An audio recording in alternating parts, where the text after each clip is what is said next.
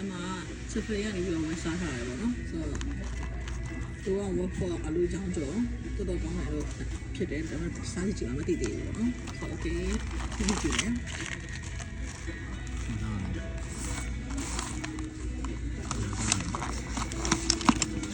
အော်ဒီမိဒီဒီအသားများကျော်မှာ၄ခုပေါ့၄ခုရှိချက်တော့ပေးရတယ်ဒီကနာ၄ခုရှိချက်ဒီကတော့ဘာက